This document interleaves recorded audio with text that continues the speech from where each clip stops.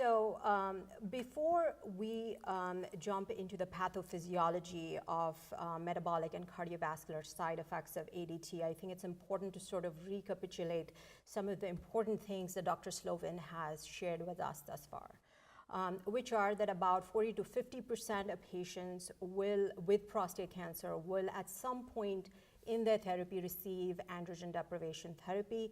And the idea is to drop down testosterone levels to castrate levels.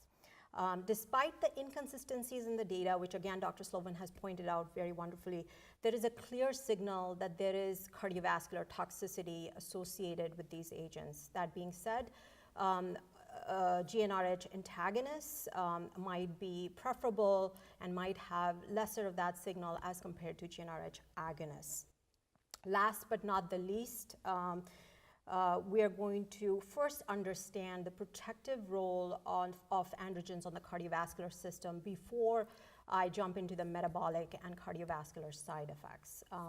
So starting off with coronary vasodilatation, in the 1990s, there were a lot of studies done that showed that androgens actually promote direct arterial vasodilatation in the coronary bed itself.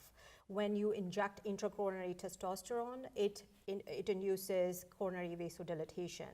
And in men with known coronary artery disease, testosterone prolongs the time to ischemic ST segment depression while they're exercising on a treadmill for a stress test. Again, suggesting that the mechanism is increased coronary blood flow here. The other thing that the androgens and testosterone accomplish, which is very favorable for the cardiovascular system, is that they play a direct role within the pathophysiology of atherosclerosis itself by modulating local inflammatory processes through the monocyte macrophage lineage. That is a key player in keeping these plaques stable.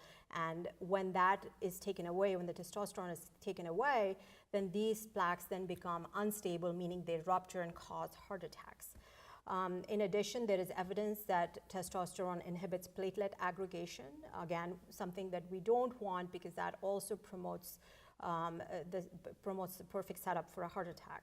And it does so by stimulating endothelial production of nitric oxide. It may also stimulate fibrinolysis and clot degradation by increasing expression of tissue plasminogen activators. So all in all, it helps to maintain plaque stability in health. Now, men are known to have shorter QT intervals than women, and recent evidence has suggested that there are probably hormonal differences that that explain this difference. In a study of over 700 men participating in NHANES, the higher the testosterone level, the shorter the QT interval. We don't exactly know the clinical significance, but this may be because of the shortening of action potential by an interplay of calcium-potassium currents. One could infer that this probably confers some antiarrhythmic properties.